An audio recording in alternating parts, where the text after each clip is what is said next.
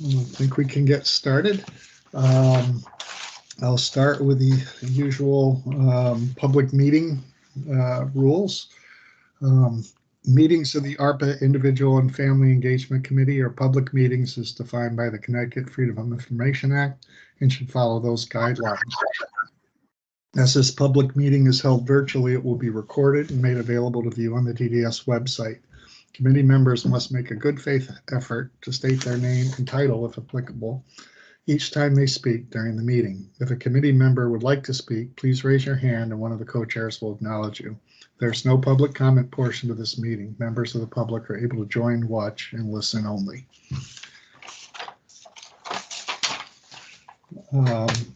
So looking at our agenda, I think it's probably a relatively brief agenda today, unless we have other items to discuss that come up. But we'll begin with the review and approve the minutes from the previous meeting.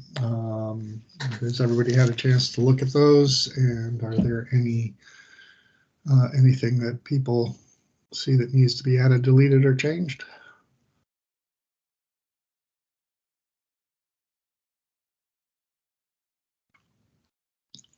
All right, not hearing of any. Is there a motion to approve the minutes?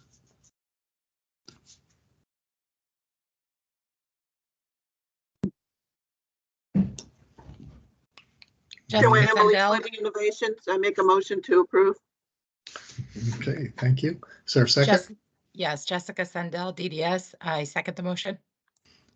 Okay, all those in favor? Aye. Aye. Anybody not in favor? All right, and I'm abstaining. I wasn't at the meeting. Okay, so the minutes are approved. Thank you. The only real specific item that we have today on the agenda is the program description template. Although I wasn't at the last meeting, I did watch the meeting online, and I know we had a lot of discussion specifically about the language of IHS and the IHS program description. And I think Shannon had said at some point in the meeting that we have two tasks around program descriptions, and the one that really needs to occur first is approving sort of what is the template that we are going to use for all the program descriptions, and the IHS was sort of our beginning example of that. With McDowell folks, Shannon, the feedback that we've heard from the committee members, we've put together the template of questions that we would want answered in regard pretty much to any program description. So let me call that up.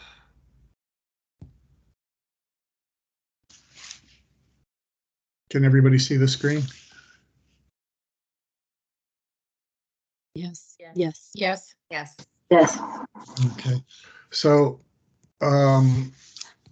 actually, before we get into this, we did take the IHS feedback from the last meeting and are going to be sending that to McDowell. McDowell will be working on making it a presentable document, and then when that's done, we'll be looking at it again. So that's where that particular one is, unless we add some questions to it in this discussion that we're about to have.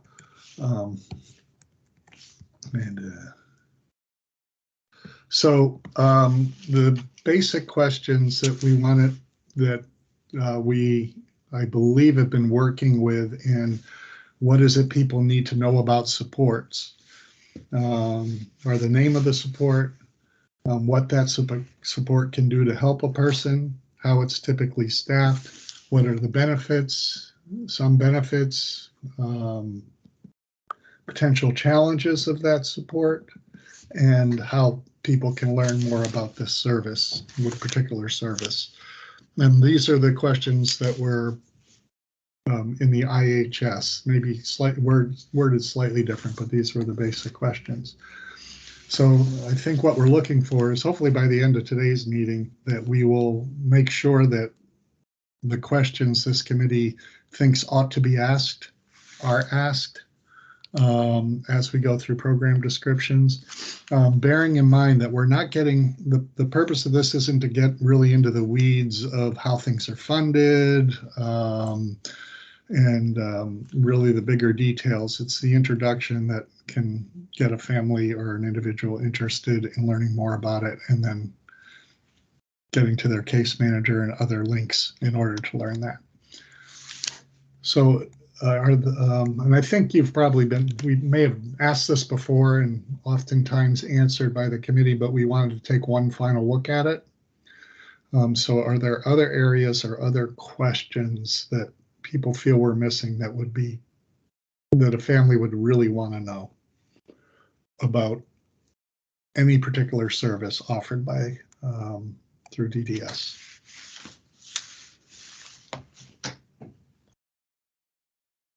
Thoughts? Trying to squeeze it all in one frame here.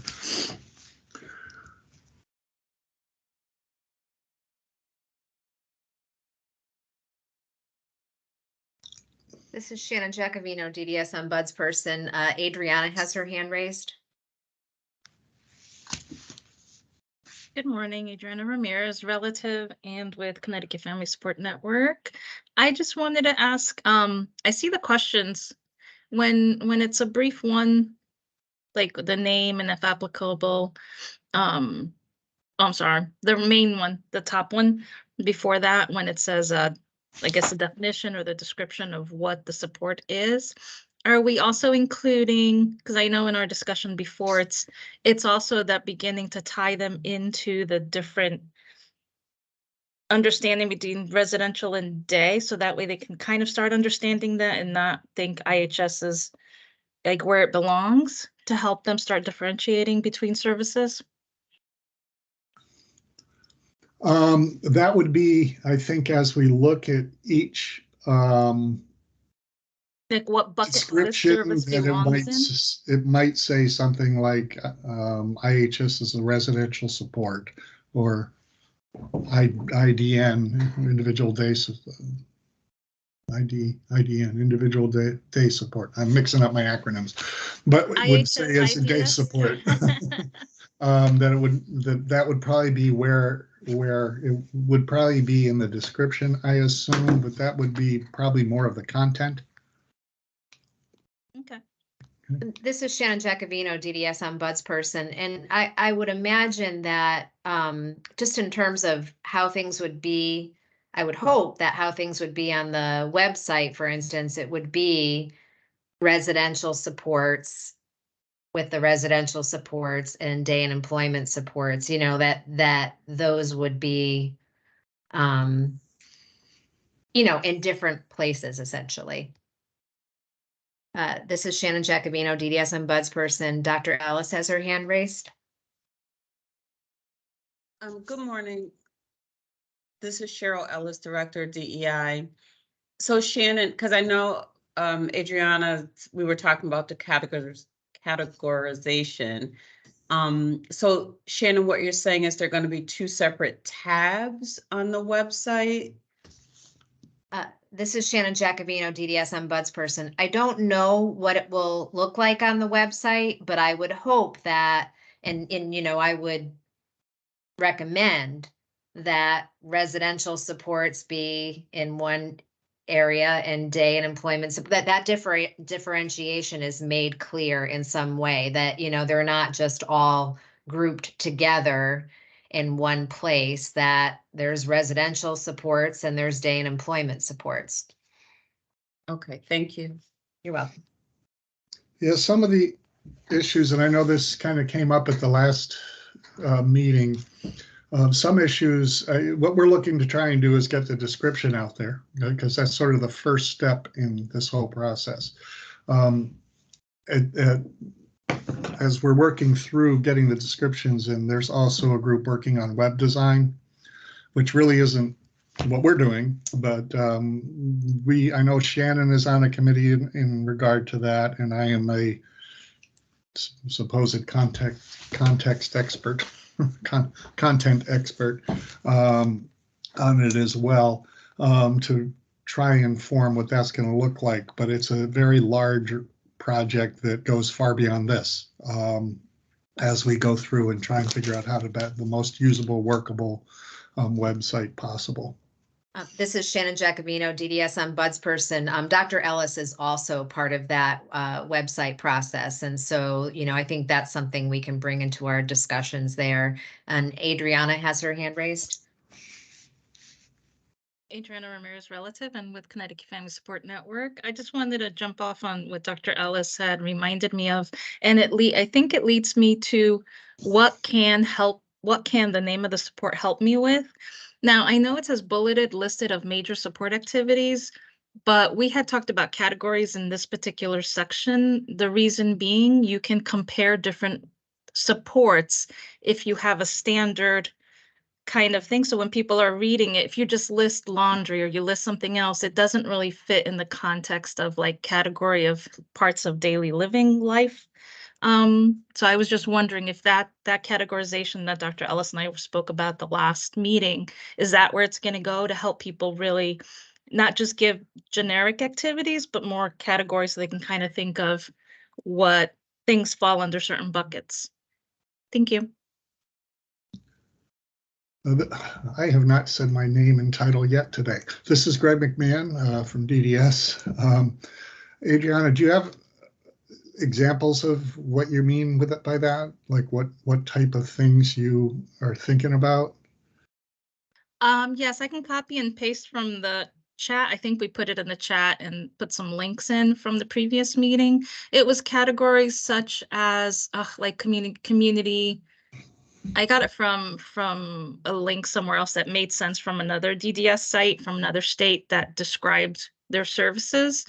So what it is if you list under home supports, you put something like shopping, laundry, it's just activities. But if you put like under communication, community, it's more of like a higher ranked.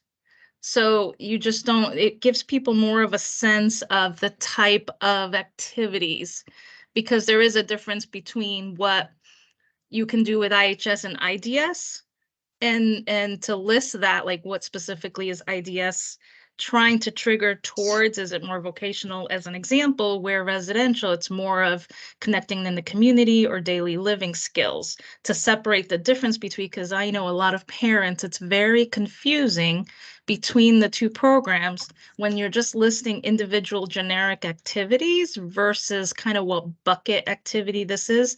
Because I believe DDS has very specific roles and activities that are permitted with each program. So if the example was categories to help parents understand, okay, this one helps me with these types of things, community-based or whatever, and this one helps me specifically under here, just gave them more of a targeted understanding. And Dr. Ellis, I don't know if I'm communicating that from what you remember from our last meeting. Thank you. Yes, this is Cheryl, Director of DEI. Yes, that's what I remember, Adriana. Thank you. Okay, this is Greg McMahon from DDS, and I think that those kind of descriptions will be the things we look at when we look at content of the program description. So what kind of probably for the purposes of trying to sort of come up with a template that answers the questions, is this the right question? And because your feedback, Adriana, is kind of what would be the content of that question, but is it the right question as we work through a template?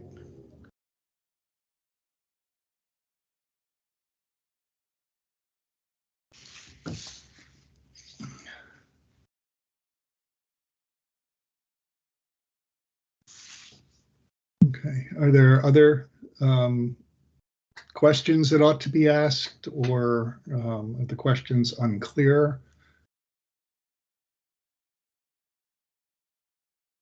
This is Shannon Giacovino, DDS ombudsperson. Adriana, would you mind popping that back in the chat? Adriana Ramirez, relative Connecticut Family Support Network. Yep, I'll pop it in the chat between now and the end of the meeting. I have to find it. Thank you. I appreciate it. I can also look for, if you can't find it in the chat from the last meeting. I just want to make sure I'm capturing what you're saying. Sure, and I think actually it was emailed with the revision. Remember you asked for examples, how to put the IHS, and I know I sent mine that morning, but I think there's a Word doc where I included the categories as an example. Okay.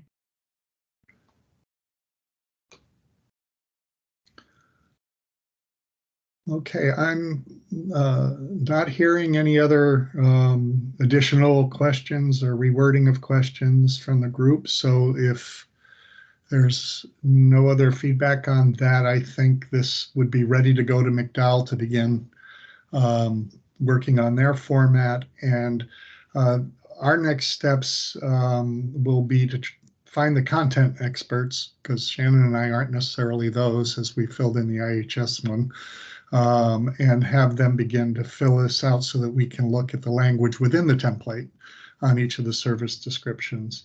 We have ready to, or a draft that Joanne Lease did for us on CCH that I am sending off to our CCH staff to make sure that it's covering it from the DDS perspective.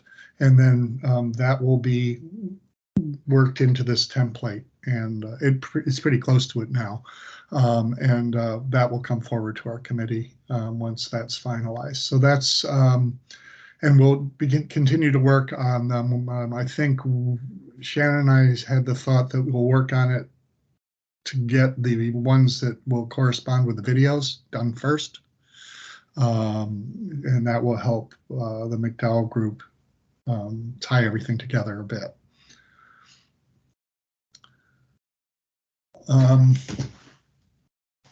So we'll move this forward to McDowell and continue to work on the process of filling in the template with program descriptions that this committee can review. Next on our agenda is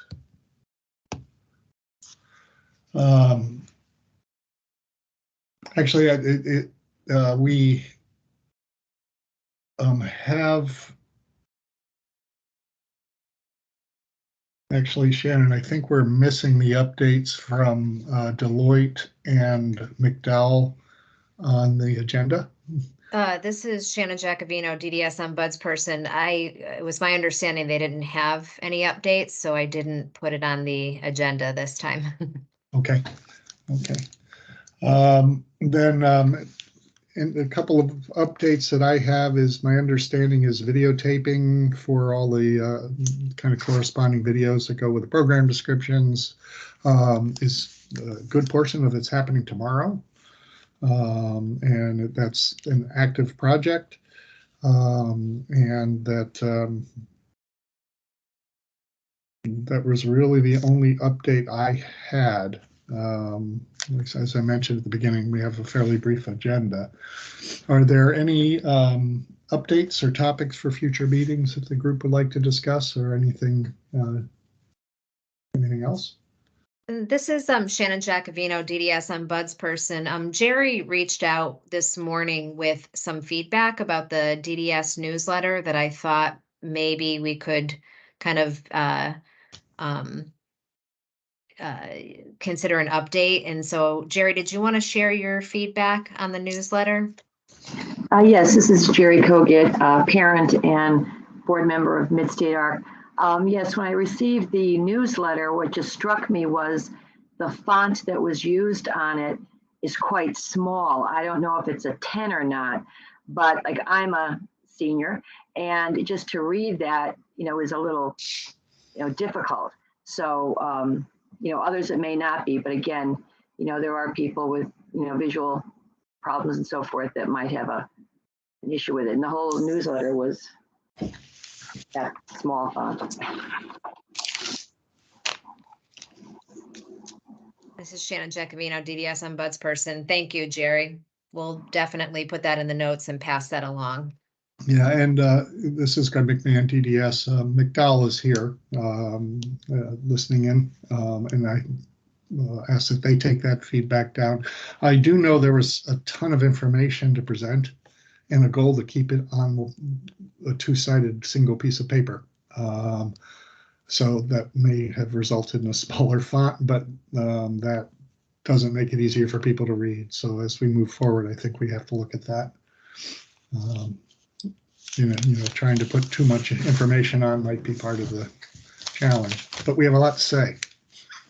So it's a little bit of a balancing act there. Was there any other feedback on the newsletter from the group? Did everybody get it as a family member? Anybody not get it, I guess, would be question. Sounds like everybody did. That's good. We've had a couple of things go out where we've heard from folks a little later that things we thought they should have gotten, they didn't. So I'm glad everybody has received it.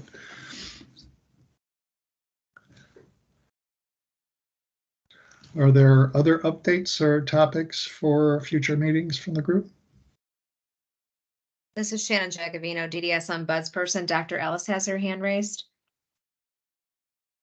I'm sorry to go back. This is Cheryl Ellis, Director at DEI.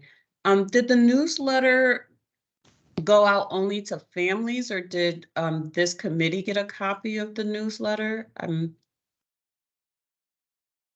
This is Shannon Jacobino, DDS Ombudsperson. I know that you would have gotten the newsletter as a DDS staff person because it went out to staff and providers prior to it going out. So I believe everybody in this meeting should have gotten it because of the role that they play in the agency, but I don't know that it went out specifically to this committee as a committee. Is there anybody in the meeting who did not receive the newsletter? Because if that's the case, then we want to make sure that it does come to the committee. Okay, looks like everybody got it. Are there other topics for future meetings that anybody would like to review or discuss?